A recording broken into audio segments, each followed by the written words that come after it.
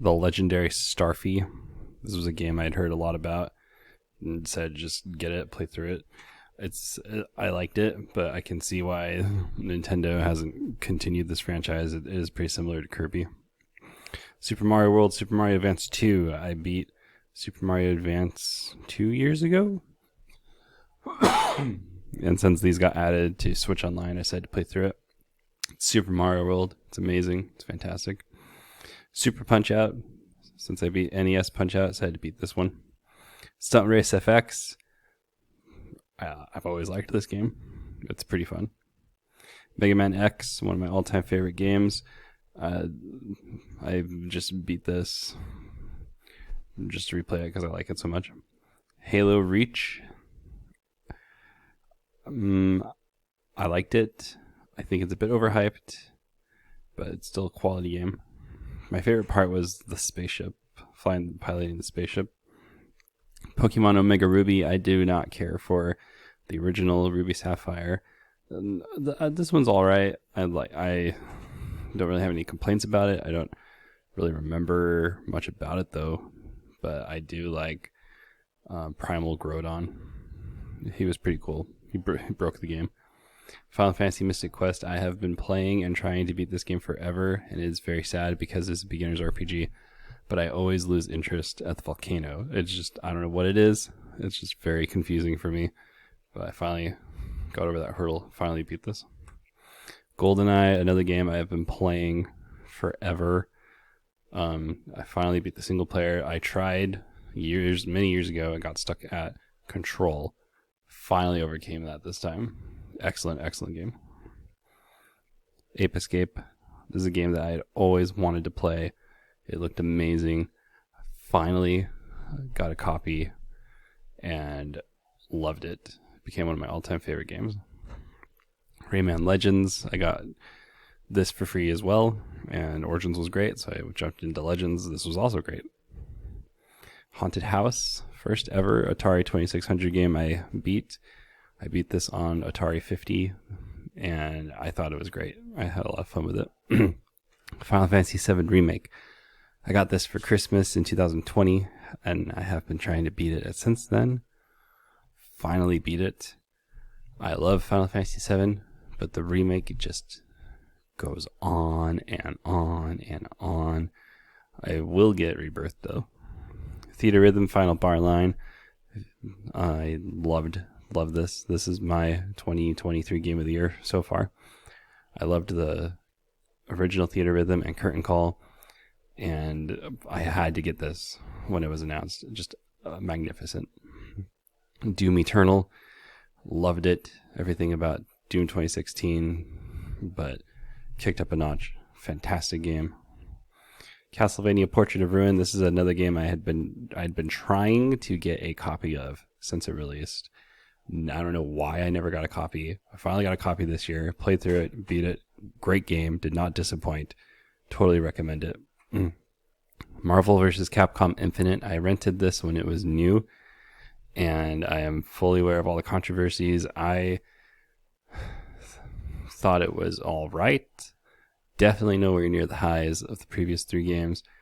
I liked parts of the story, but again, you're better off playing the third game. A Short Hike lives up to the name.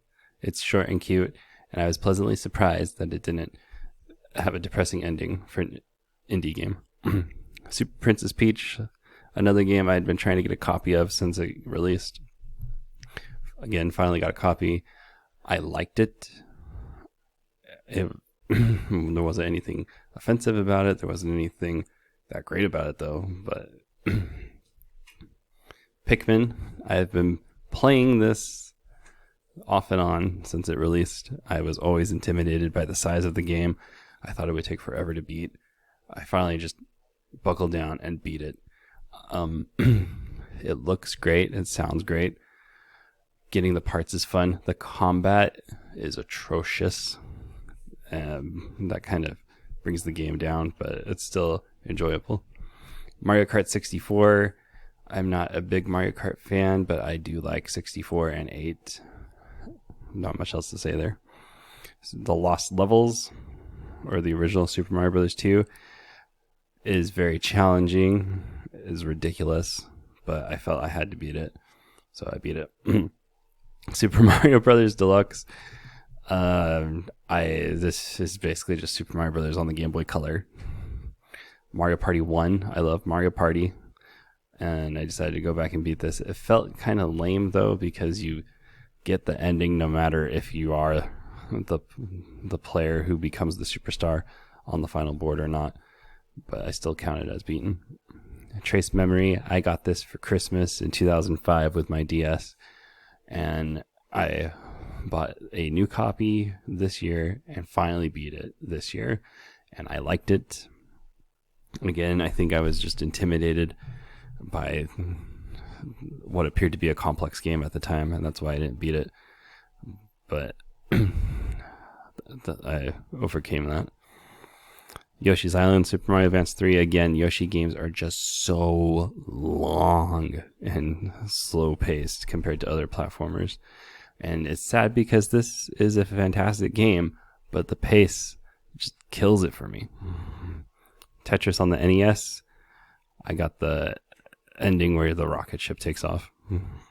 American Idol. I saw a video of this on YouTube and I was like, hey, it's a super short game. I liked American Idol. I'll play through it. It's fun. I thought it was impressive that they put so much music on the GBA with the vocals. Super Mario Advance 4. This is excellent. An excellent version of Mario 3. Totally recommend this. Venba. This was a great indie game. A hidden gem, if you will. It's a short, great story.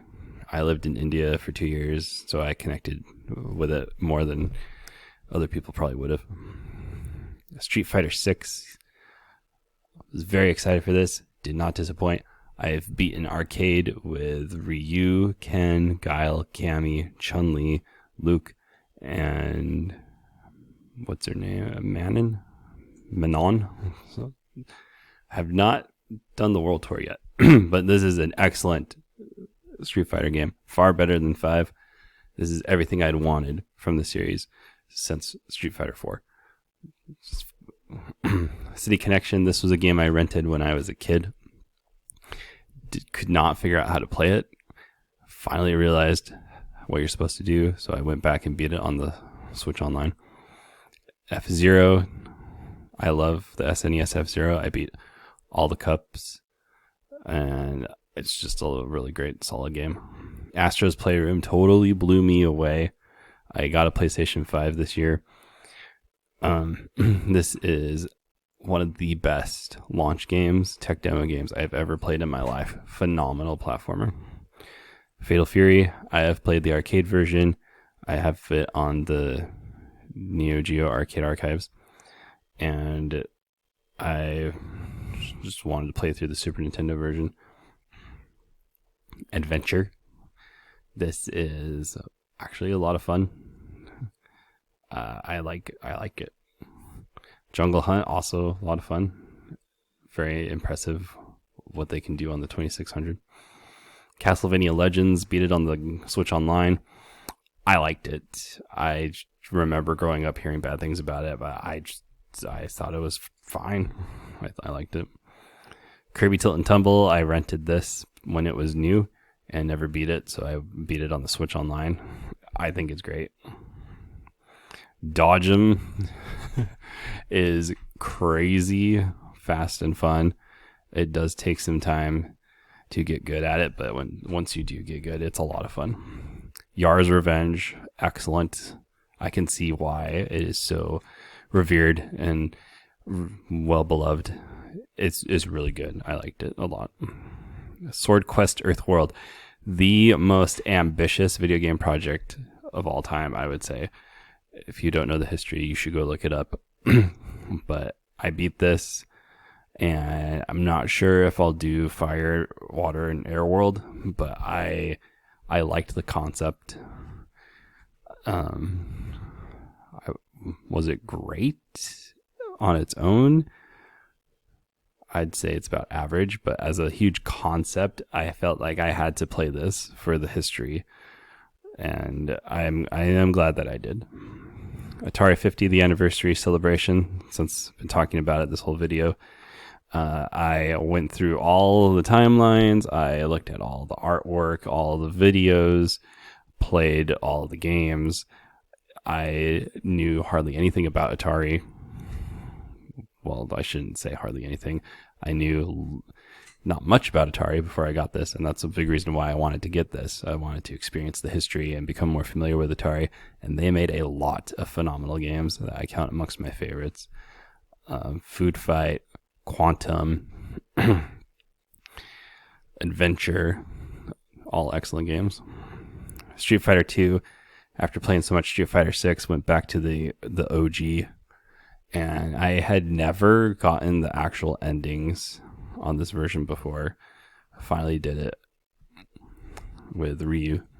And finally, Streets of Rage, the last game I beat in 2023.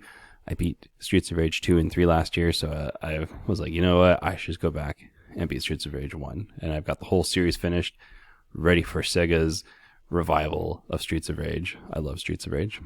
And that is every game that I beat in 2023. Thank you.